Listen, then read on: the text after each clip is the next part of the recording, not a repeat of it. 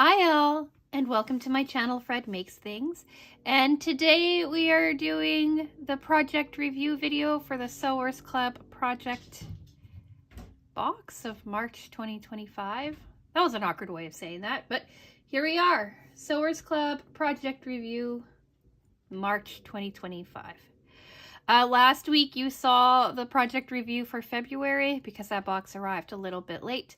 But I decided I might as well just do two project review videos in a row and try to get some of my upload and filming schedule back on track. So this video is going to be in 4 parts. Part 1 is who is Sewers Club and what came in the box. Part 2 is looking at the project itself. Part 3 is pros, cons, and user error. And then part 4 is final thoughts and sign off. Timestamps are on the screen for you in the description box and should be as chapters in the video. So if you're more interested in one part of the video than another, do feel free to skip around. So yeah, with that being said, let's say hello everyone, new subscribers, OGs, anyone in between. Hello to the people who have recently joined me from watching some of the crochet stuff, and now you're watching some of the sewing stuff. And hello to anybody who's just clicked on this video to see what is up. You are all so appreciated, and you are all so welcome here. Let me know what you think of things, hopefully in a kind manner, down in the comment section.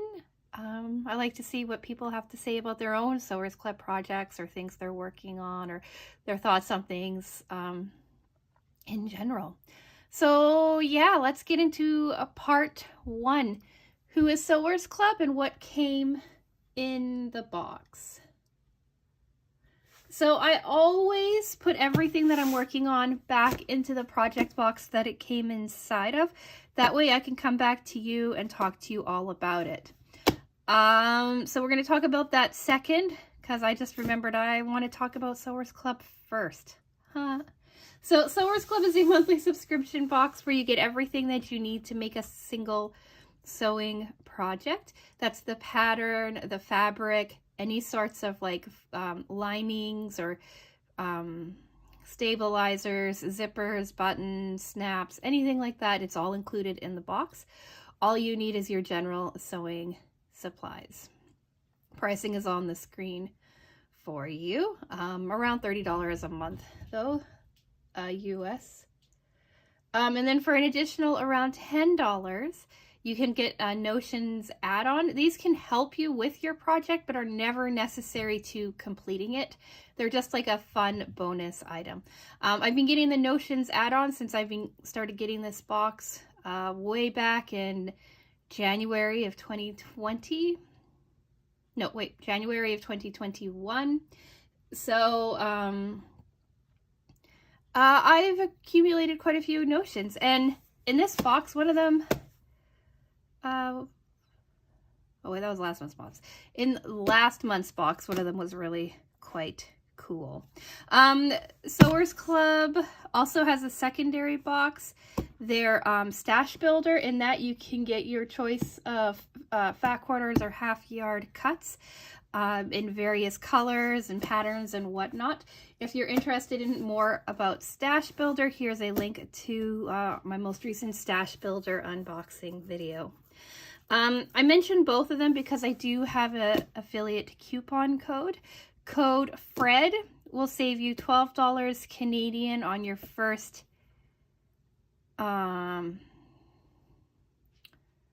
project box. But I will let you know that Sewers Club has become quite popular, or they're having sourcing issues. I'm not sure, but they do now have a wait list for their subscriptions, which I think is kind of cool. It means like a lot more people are getting interested in them and all of that. So do go check out their website to see if you need to sign up for sign up to be on the wait list or not. Sometimes I think it's open, sometimes it's a wait list. I'm not sure. Every time I check lately, it's been a wait list though. And then code Fred 30 can save you 30% off on your first Stash Builder bundle.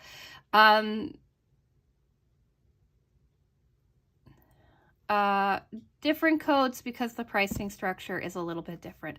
I'm sorry, I keep stopping and starting. My cats are all kind of playing with each other and they're distracting me. I don't know if you hear the scrambling and the running around in the background, but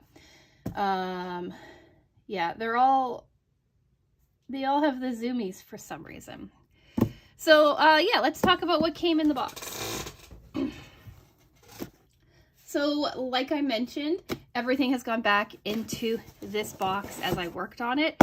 And now let's see what we have left. So we have our template here with our template pieces that I traced out for the pattern. We have some scrap, some more scrap. We have these snips. I like these snips. More scrap, more scrap. We also have these two things here, the seam ripper and the snips were the Notions add-on this month. And I will say I like these snips quite a bit for like if you chain piece or something, it's really easy to just hold these and like snip, snip, snip, snip, snip, snip, snip, snip, snip, right as you're working, right as you're like cutting your chains apart or whatnot. To have these, put them down, pick them up, put them down, it's a little bit more annoying. I prefer more open snips for that, but I do really like these snips.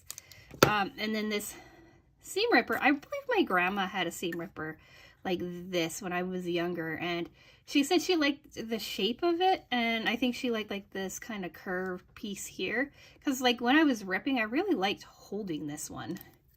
And believe me, I used it. We'll talk about that in a minute. So here's the pattern that we were working off of, the Harvest pouch. Here is the thread. It was color 723 by Gutermann. More scrap. More scrap, more scrap, a little bit of scrap. And it looks like one of the packagings for the scissors, which means that the packaging for the seam ripper is upstairs.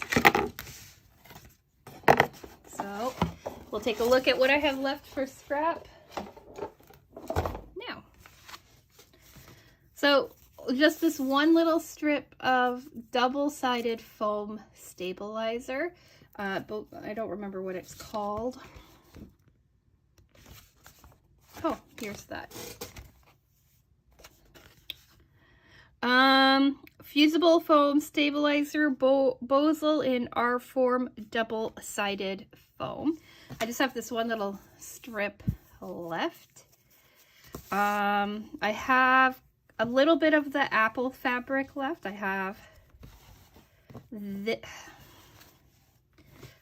this strip here, so the full like length of the fat quarter. And then I have this strip here. And then for those of you asking where Junior is, here he is.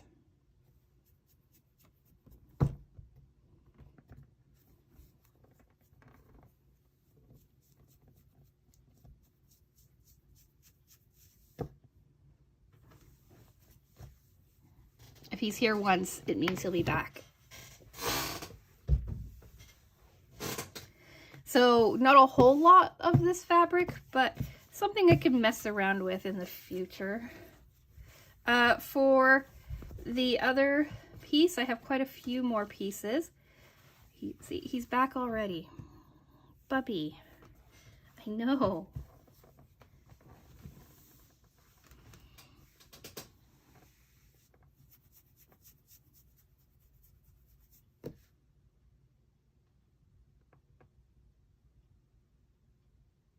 I wonder if that means that the zoomies are done.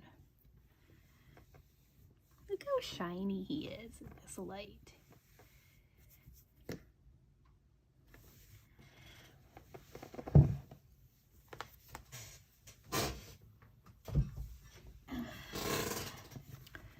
All right, so we have this, I think we had half a, yeah, we had half a yard of this. So we have like this strip here left. We have like some thin little strips left on a slightly wider strip.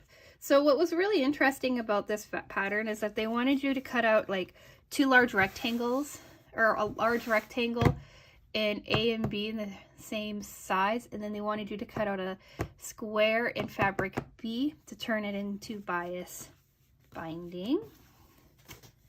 And then from your big square you cut out your template. So I have like this section here left, and these are like decent sizes, like really, like I could turn this into something, right? Not sure what, but it could be turned into something. And then like look at how much space is left on this. Like I could turn it into like a coaster. It's the right size to be a cat coaster. I have another like cat related project on my, or another, yeah, cat related project on my mind that this might work really well for too. So I do have like scraps like that. This is kind of more on the useless side, but I have this as well. Like, and if you put it together, you can kind of see like how I cut everything out. So yeah, that is what we have left for scraps like that. And then when they have you do bias binding, you always end up with extra. So I have like a couple of extra strips. This is leftover strippy, like this is a leftover strip that didn't get used. This was used. We're going to talk about that in user error. And then we have this strip left here. And if you did everything right the first time around, you would end up with something about this size left over for your strips.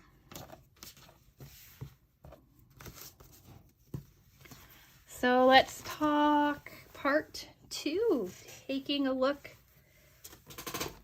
at the project itself. So here we go. We have our front. There's not really a dedicated front or a dedicated back, but here's your front. Here's the other side. Here's your bottom. Right, here's your zipper with the bias binding going around it.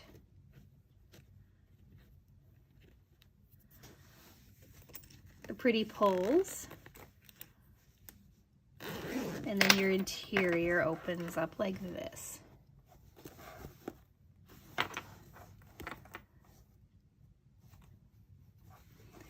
So, yeah, I think it turned out pretty well. I did another different kind of way of quilting, and it's the first time that I used the double-sided stabilizer like that. I've never, like, I've used, yeah, I don't think I've ever used a double-sided stabilizer. I can't think of anything off the top of my head when I have, but it was interesting to work with. It didn't stick as well. Maybe my iron didn't get hot enough to melt the glue to have everything stick together as well as I could have, but it definitely stayed together enough so that I could quilt it quite easily. Like there's no bumps or puckering or anything in the quilting itself. It's all quite smooth and straight. Like you can't really see the quilting on the inside. I forgot to trim that. You can't see the quilting on the inside because it's the exact same color as the lining. But like, look how pretty those stars are. But you can see the quilting on the outside. But anyway, so I did long diagonal lines, making kind of like really long, kind of like a skinny diamond shape. Here's a photo of it laid out for you before I cut into it. And that's just mainly because I'm kind of tired of just doing like a grid.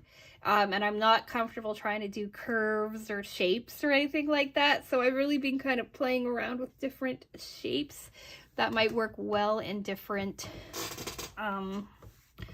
projects. And because I knew this was being chopped up into like 3 different pieces, I thought like some sort of like kind of long, fun quilting look would look kind of nice. And then it's accidental, but this quilting line kind of matches up with this quilting line. Right, it kind of continues over. It doesn't on this side, it's completely different, but yeah, that's the project. We did binding on the outside, which is new for me. Normally you see your binding on the inside, but this is like decorative binding that is holding the zipper in place. First time I ever did something like that. First time I ever worked with the double-sided stabilizer. And I think it came out quite nice. So let's get to part 2, pros, cons, and user error. Part 3, pros, cons, and user error. So I like this pattern. I like the shape of the bag.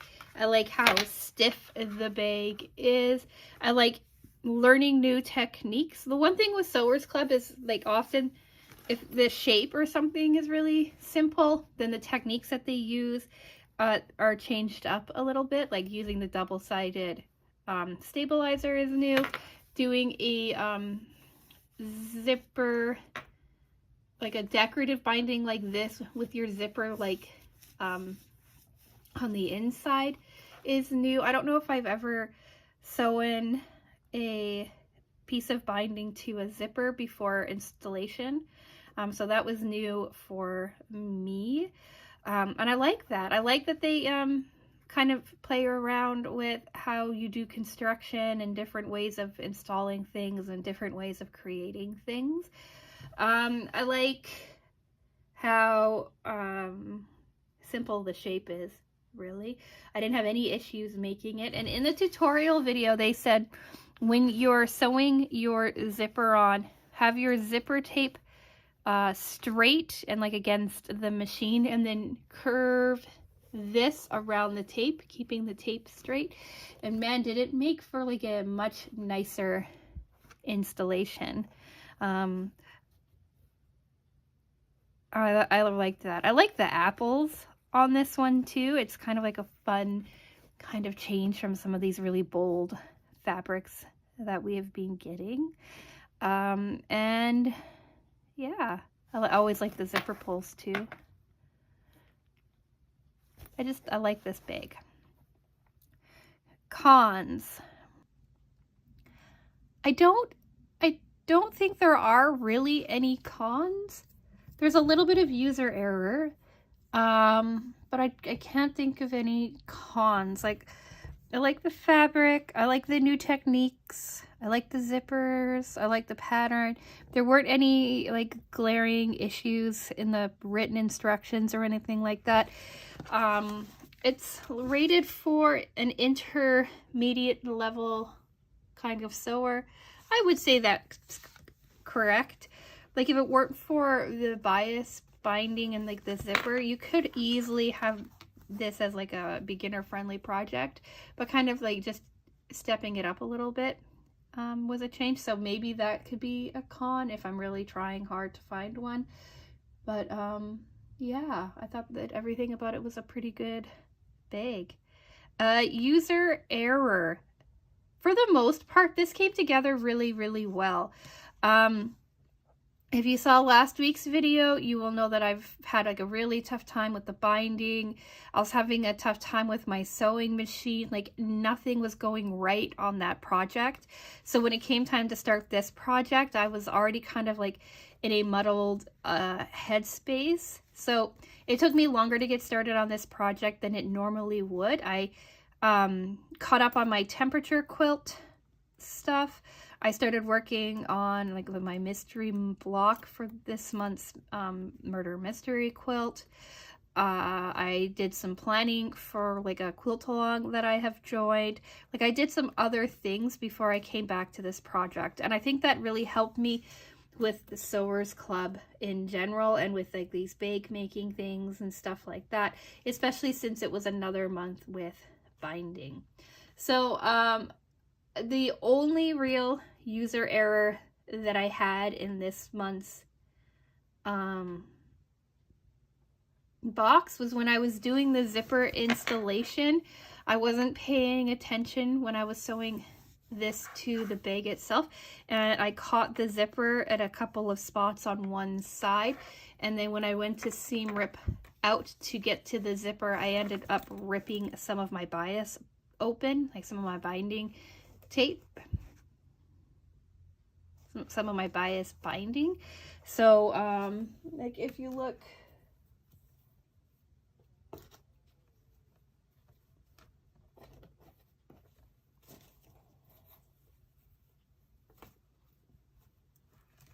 so like if you look at this piece here, this was the tape or the binding piece that I used. You can see like it's all kind of ripped up and kind of a mess. It was like that for both sides actually. I ended up having to redo both sides, but on one side I was able to rip it and then replace the section that I'd messed up on, and then sew it back down again. And now that I'm looking, I can't even see where that join is. Oh, it's right here on this side. So I had to like rip out this section here and redo this. I don't remember why, but I did. And then on this side, I know I got the zipper in two spots, and instead of trying to like be gentle about it, right, I automatically like ripped parts of it off. So I just like ripped this whole section out and redid it, took my time and put it back down again. So this project could have taken a night if everything went like smoothly, but because I did have to like do this and be patient and take my time and not get mad, took me 2 nights. The binding's not perfect, but it's much nicer than the last time I did it. I was really careful about turning everything over, working with it, but also because I have like the space on my machine to be able to manipulate this shape better, it was easier for me to work with. And then the interior binding is just fine. It's not perfect. I still need to trim it, but everything is enclosed. There's no puckering. There's no like major issues with it. And I know a lot of my binding issues can be solved by me just hand stitching things down. I know it. And I've started doing it, but I'm very stubborn. So yeah, that's the only real user error with this project. So let's do part 4, final thoughts and sign off. So I'm sure you figured it out already. I really like this project. I really like the coloring. I really like the detailing. I like the new techniques with the pattern. I like how well it came together. I like how they used the binding as both a decorative touch and also as part of the structure of the bag. I like a lot about this project. So yeah, if you're interested in the box, I don't know if the box will be made available, but they usually have patterns available separately. I'll take a look at Sewers Club and see if they're available or not for you just yet. I'll take a look and see if the fabric's available too. Like all that information is on the screen for you. Yeah, big fan of this bag. What do you think? Did you get this box? Did you get this fabric? I saw that one person was disappointed that her fabric was the alternative fabric, which I guess was some sort of floral design. Have you made this yet? Did you like how your bag came together? Did you have any problems with it? Let me know all thoughts down in the comments section.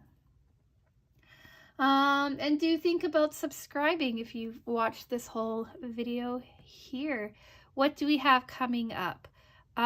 Friday, I'm not sure what we're doing. I don't know if the 2 packages that I have coming inbound are going to arrive in time for a Friday video. I did say in my Mary Maxim unboxing from 2 weeks ago that this coming Friday was going to be a Mary Maxim project review, hopefully, but they were socks. Here's a link if you want to watch that unboxing, but they were socks and they were difficult. And to be honest, I'm like 2.5 inches into one sock because I frogged the project when I reached the heel, and now I have to start over again. So if it's a Mary Maxim project review, it's going to be like, I'm still working on it. So I don't know what Friday's going to be. Monday will be an unboxing video. I don't know what, but it will be an unboxing video. Wednesday will be our quilt update video, and then the following Friday will be something else. Again, I'm not sure. So if any of that interests you, do think about subscribing. And I am going to go. So like the video if you've made it to the end, if you like this project, if you liked me blabbering away, or the junior interruptions, or what have you. Yeah, and with all of that being said, I'm going to say thank you so much for watching, and I will talk with you again soon.